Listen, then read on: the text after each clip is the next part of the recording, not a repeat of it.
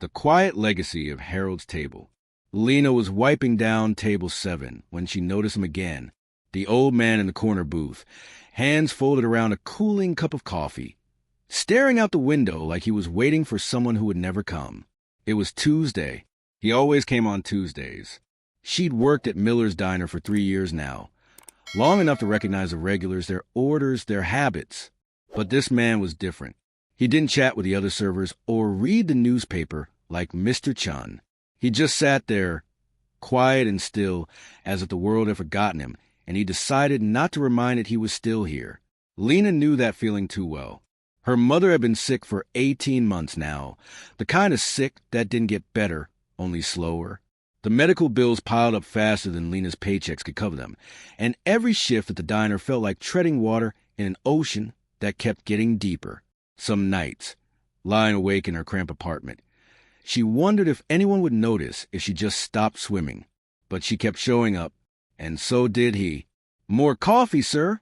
she asked, approaching his table with the pot. He looked up, surprised, as if he'd forgotten other people existed. His eyes were pale blue, watery with age, but kind. "Oh, yes, thank you." She poured slowly, noticing the worn wedding band on his finger, the way his cardigan hung loose on his frame. "I'm Lena, by the way. I've seen you here a few times." "Harold," he said softly. His voice carried the weight of someone who hadn't spoken much lately. "I come on Tuesdays. It's quieter then." "I like the quiet, too," Lena said, and she meant it. In the quiet. You didn't have to pretend everything was fine. Over the following weeks, Tuesday became the day Lena looked forward to. Harold always ordered the same thing: scrambled eggs, wheat toast, coffee with 2 sugars. She started bringing him an extra packet of butter without asking, because she noticed he liked his toast that way. Small things, the kind no one else seemed to see. One Tuesday, she sat down across from him during her break. "You don't have to sit alone, you know." Harold blinked, caught off guard. "I don't want to bother anyone." "You're not bothering me," Lena said. "Besides, I could use the company." He studied her for a moment, then nodded. And just like that, something shifted. Harold told her about his wife, Margaret, who'd passed 2 years ago. How they'd had breakfast together at this very diner every Tuesday for 30 years. How the house felt too big now, too empty. How his daughter lived across the country, and his granddaughter was always too busy to call. "I used to think getting old meant being surrounded by family," he said quietly. "Turns out you can have people and still feel invisible." Lena understood that more than he knew. She told him about her mother, about the hospital visits, and the fear that lived in her chest like a stone, about how exhausting it was to keep pretending she was strong enough to carry it all. "You're stronger than you think," Harold said, his eyes steady on hers. "I can tell. You see people. Most folks don't anymore." After that, their Tuesdays became sacred. Lena brought him stories from the diner, little moments that made him smile. Harold brought her old photographs, tales from a life well lived, and a steady presence that reminded her she wasn't drowning alone. When her mother passed that winter, Harold was the first person she told. He didn't offer empty platitudes or tell her everything happened for a reason. He just held her hand across the table and said, "I'm so sorry, Lena. She was lucky to have you." That spring, Harold started looking friendlier.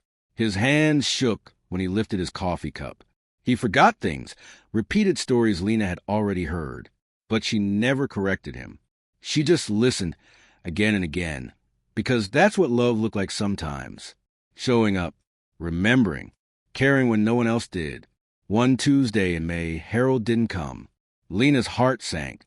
She called the number he'd given her months ago, and a nurse answered. Harold had been admitted to the hospital. Pneumonia. His body was tired. The nurse said gently it was just a matter of time. Lena went to see him that evening. He was small in the hospital bed. His breathing labored, but his face brightened when he saw her. "Lena," he whispered, "you came."